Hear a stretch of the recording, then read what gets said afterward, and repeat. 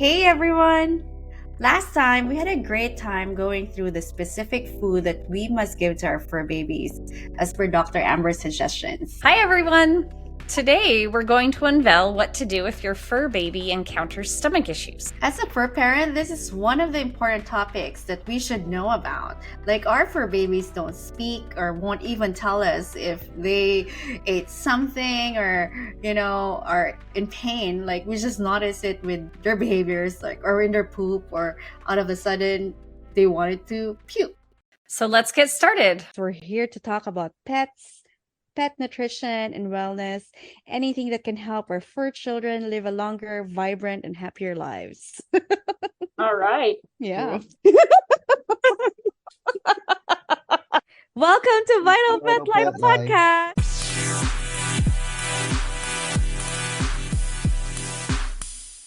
I'm Dr. Amber, your official veterinarian at Vital Pet Life. And this is Donnie, your chief treat lady. So, Dr. Amber, what are the most common stomach problems in dogs? So, one of the most common things we see, we call it dietary indiscretion, which means that they ate something that they shouldn't have. So, if that can include edible things like people food, maybe they got in the garden like my dog loves to do, or in the trash, or they ate something, like a bone or a rock or something like that. So that can lead to foreign body, which obviously can cause GI issues too. The dietary indiscretion, though, is probably one of the most common things that we see. If they're eating something that they're not used to, or get into the garbage, then they're going to have some signs. So vomiting and diarrhea are the most common signs we're going to see with that. Yeah. Well, I just experienced that with Tuxedo like a few days before Thanksgiving. I think he ate a little bit of my cheese. Like, I was like trying to test out a new kind of brie, and oh no, it fell off. And then he woke us up in the middle of the night and he has to puke. And then a day after he went out, they were playing, and then his friend Isley apparently is enjoying and vacationing with us here, and they're playing outside, and he ate a little bit, I think, a mulch, like one of the barks that we have in our yard. Yep. And he puked again. So it was kind of stressful, like, because it was consecutive, like twice in a week. But you're like, dog, you can't do that. Yeah. And, it depends on the dog, too. Like, my lab mix could eat anything and hardly get sick. Like he got into the garbage multiple times. Even if we try to keep him out of it, he'd find a way sometimes, to get into it.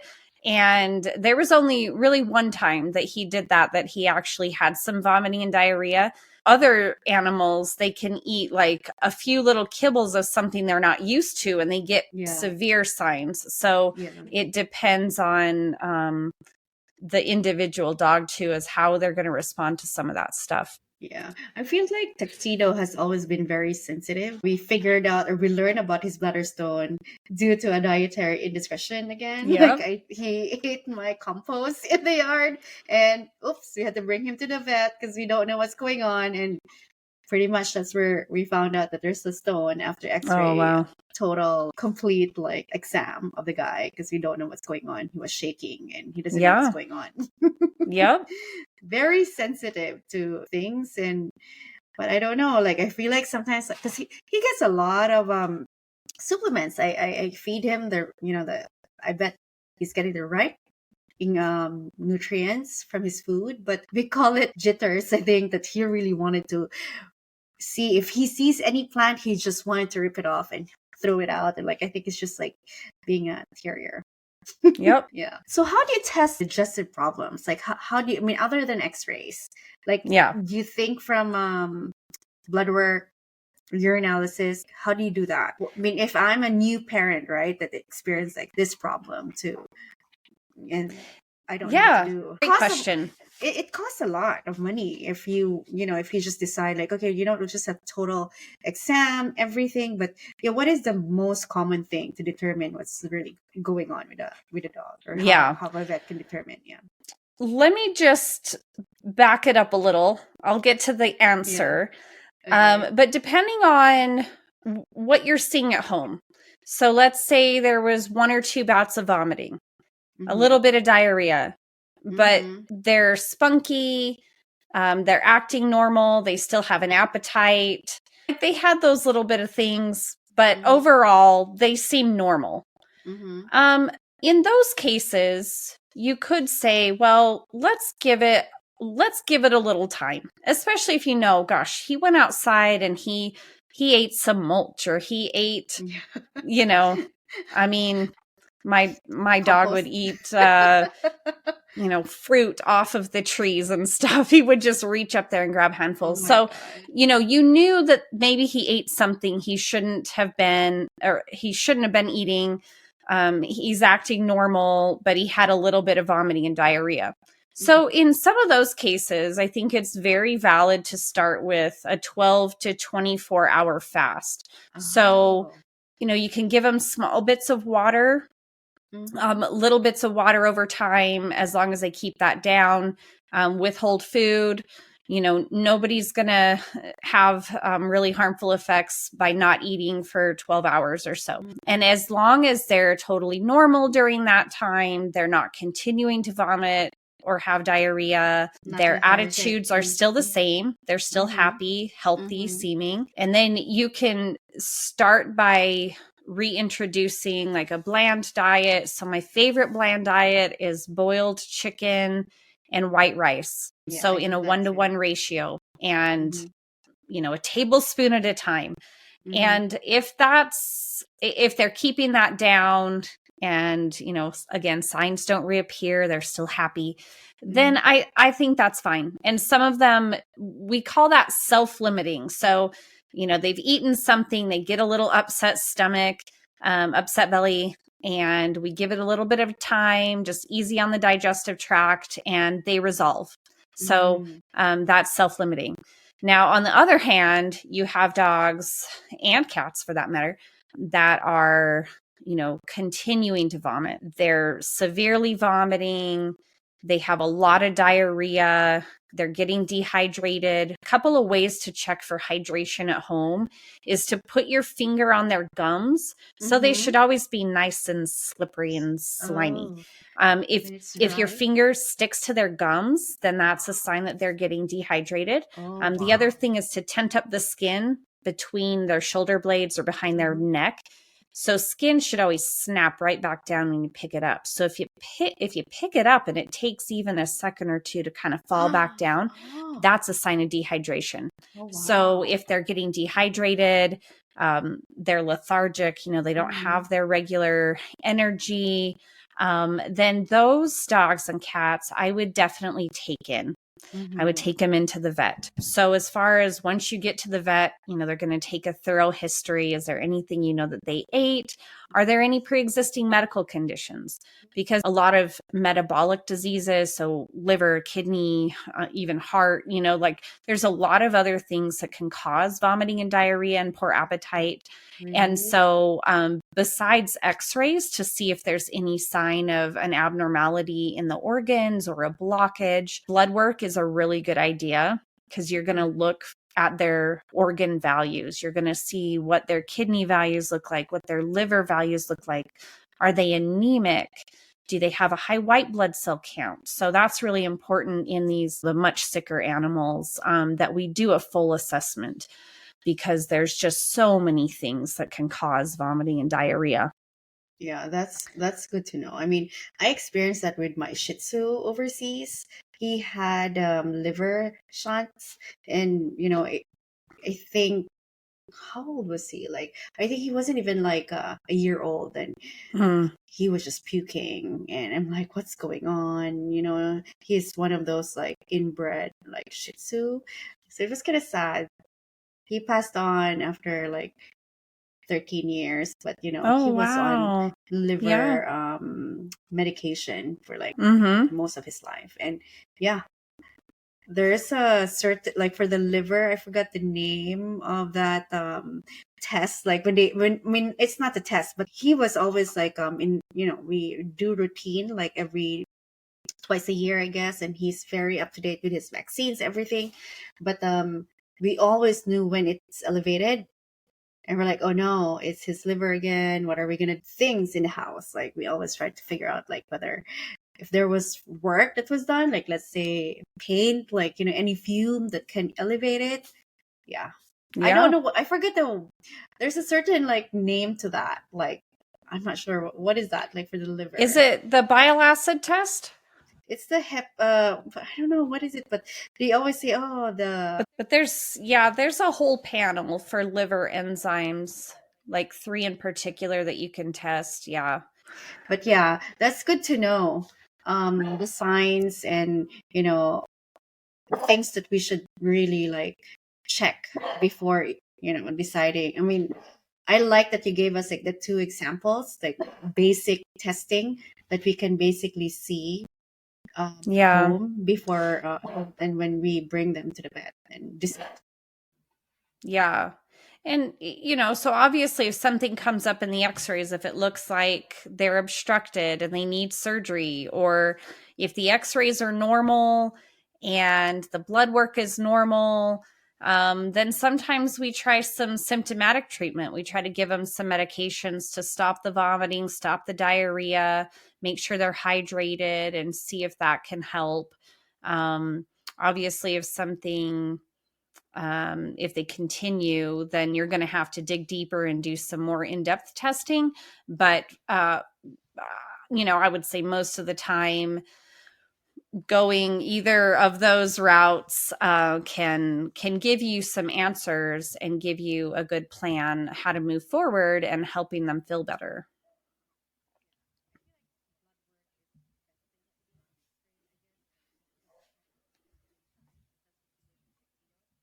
Oh, sure.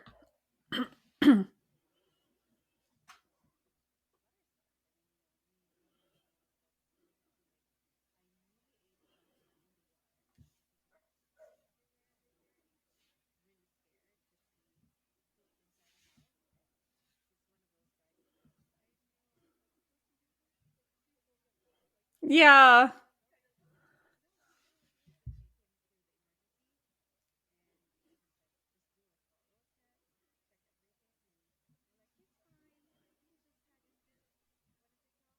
Dietary indiscretion.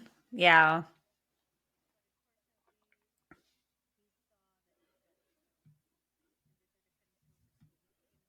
Yeah.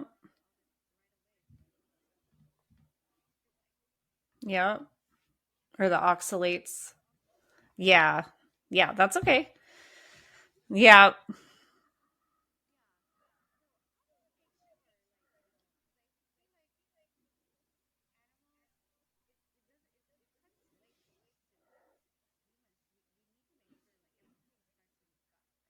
Mm-hmm.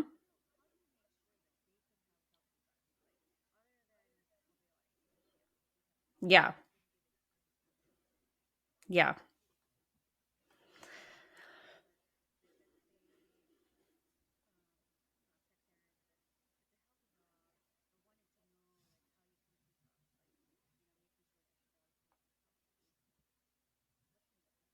Yeah. Yeah, that's a good question. So, beyond vomiting and diarrhea, you can sometimes see like excessive shedding, you can see the itching, scratching, um, different types of signs that you think might be something else, but it can definitely be nutritionally related.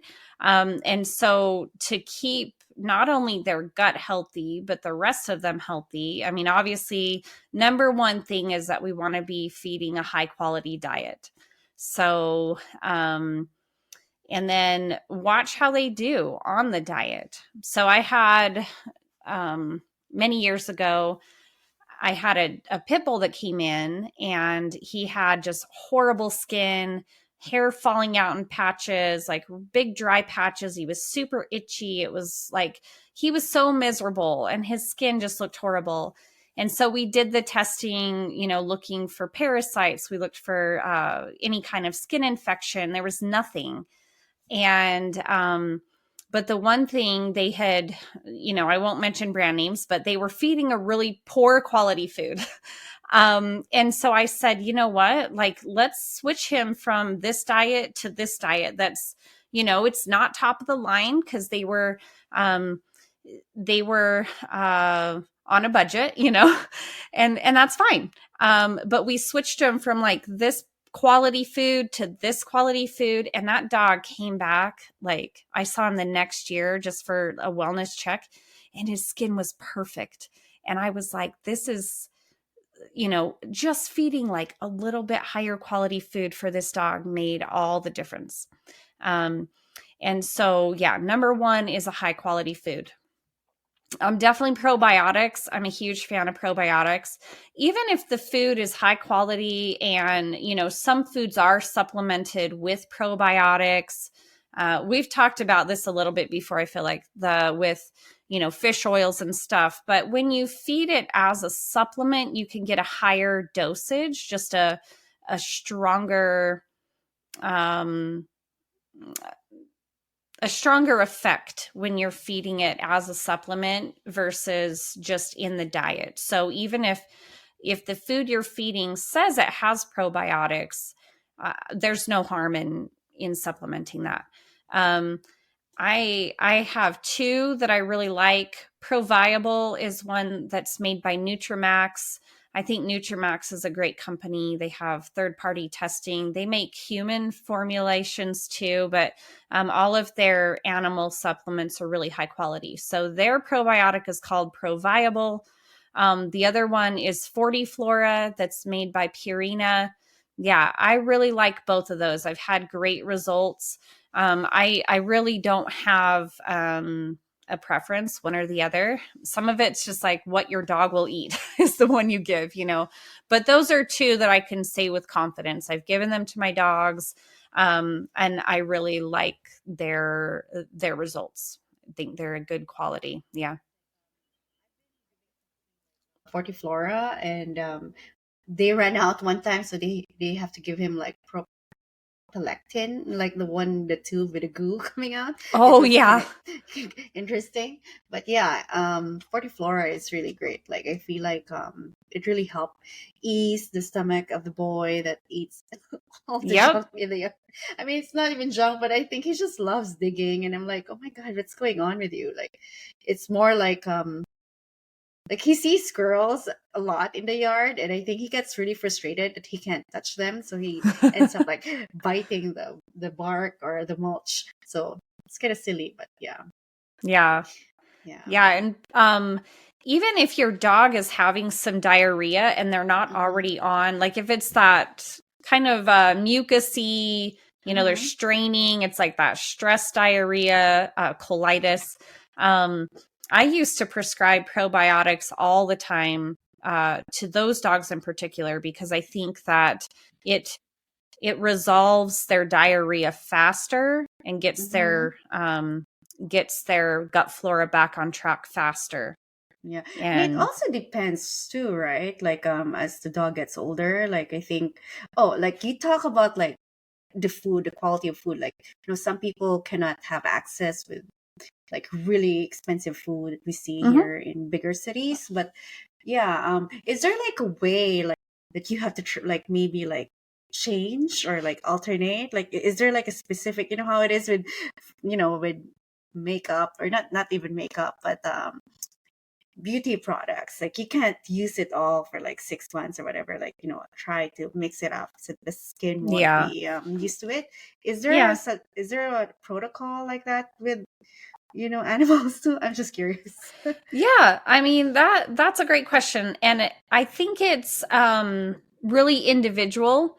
So I'm kind of in the camp with my own pets that I'm going to feed, like, once I find a food that they're doing really well on, and just remind me to get back to that, because how do you know how well your dog is doing on a food? Let's Yeah. hit on that a little bit. But Mm-hmm. they're doing really well on, I like to stick with that food and not really switch it around. Of course, once they get to their senior years, I switch to the senior formula so that we're giving more of like the brain health, the joint health in the diet too. Their dogs will do fine. Like just, I've had pet owners that would come in and they're like, oh, we feed a different, like every time we go to the store, we feed them a different bag of food because we want to make sure they're kind of used to everything, which, if they tolerate that and they don't get any GI signs, have at it. Then, maybe they are getting a more, every food on the market should be nutritionally complete. But we don't really know that, we can't verify that. But if you're switching around and they're not having any bad side effects, then that's probably okay for them. Other than like if they have food allergies or they have some kind of other type of disease where you would say, no, we need to stick to one diet. So that's for healthy pets that don't have any other medical condition or allergies.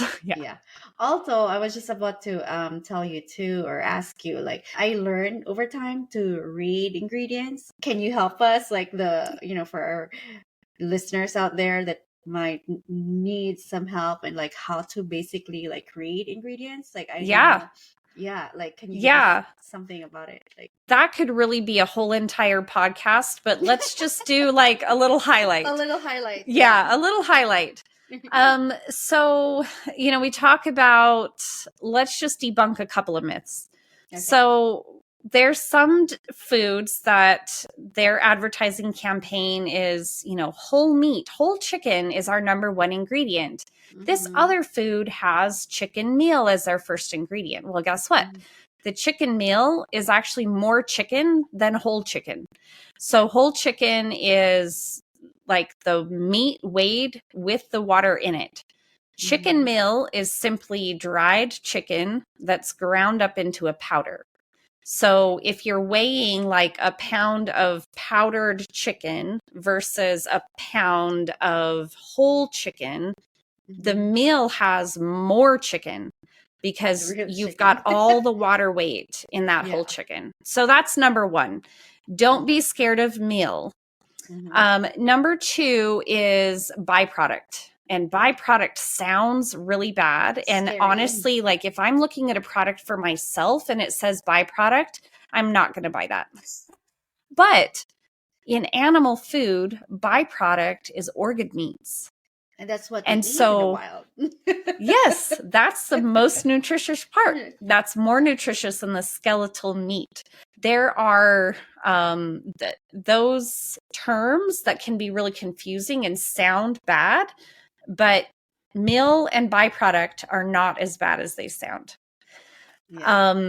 Okay, so that's a couple things. The other thing, like the third highlight would be the AFCO statement. So on every single bag of food that you find or can, or however you feed, it will have an AFCO statement. So AFCO is a third party. It's not a regulatory organization or anything like that. They label foods based on the nutrient profile. So if you look at a food, and I test this when I go into the pet store and I walk around and I read foods. So if you see a kitten food and it says labeled for all life stages, that's not a kitten food. It's not labeled for growth. Does that make sense? But if you see a kitten food that says this product is for growing animals, then you know that's made for growing animals. So not, if you have, again, let's just clear this up. If you have a healthy adult animal that has no allergies, no other medical conditions, and you're feeding an all life stages food, that's not necessarily bad. But if you're feeding a puppy or a kitten an all life stages food, that's just not ideal for growth. So look, and sometimes they're buried. They're really small. You got to look around the label to find that AFCO statement.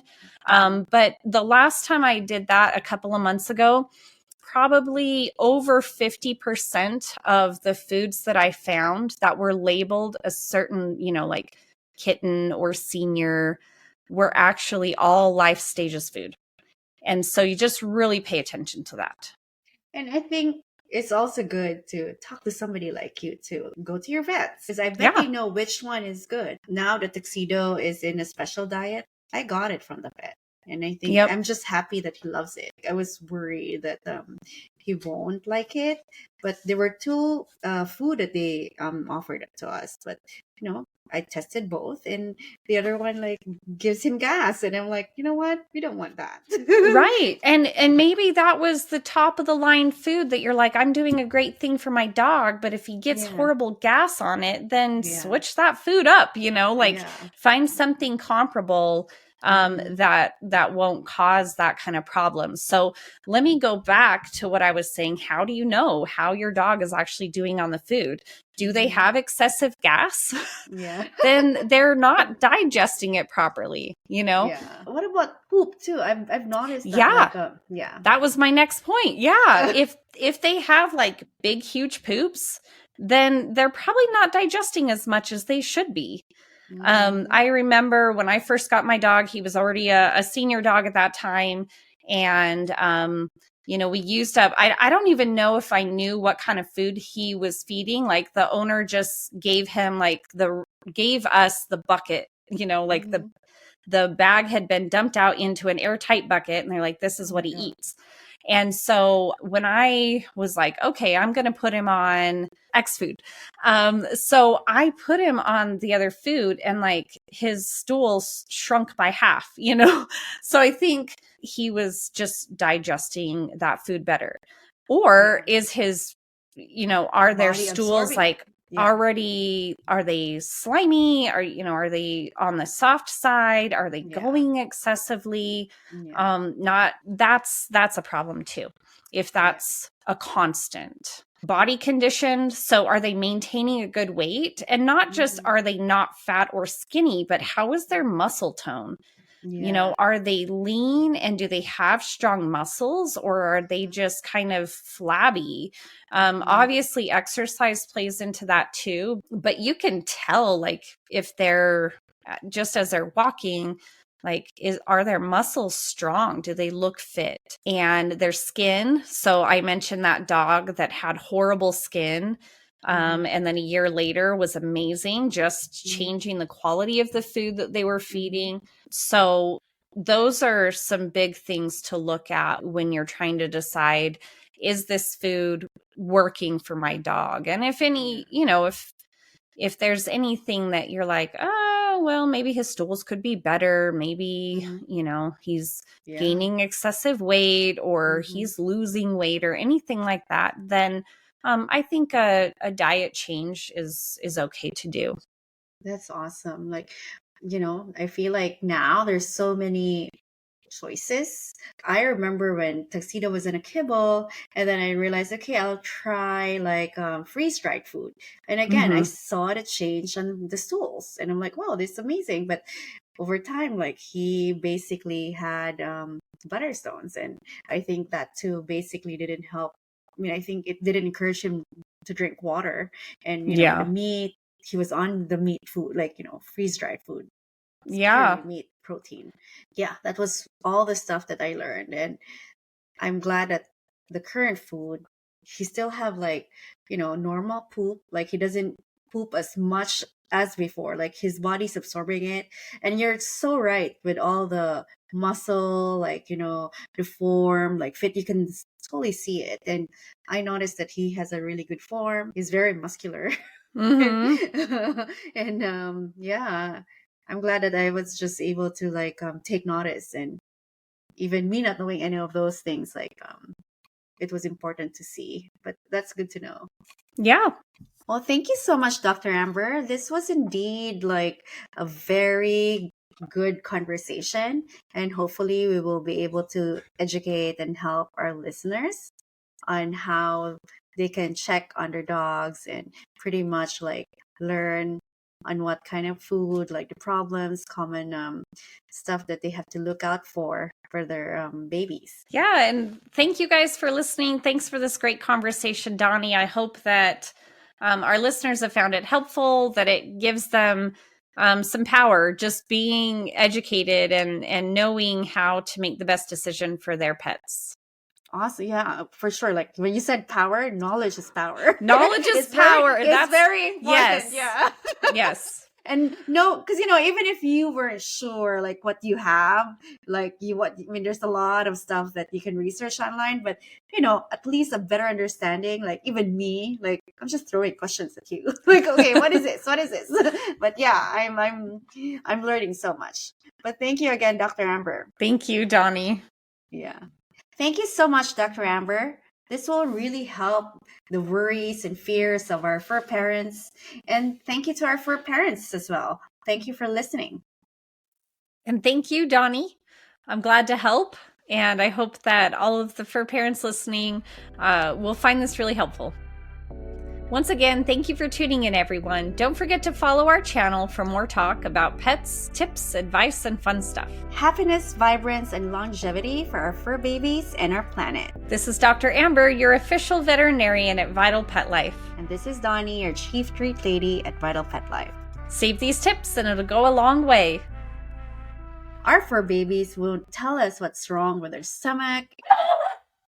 Did you hear it? Was it recorded? Okay. Yeah, they can't speak to us. Barr, barr, barr.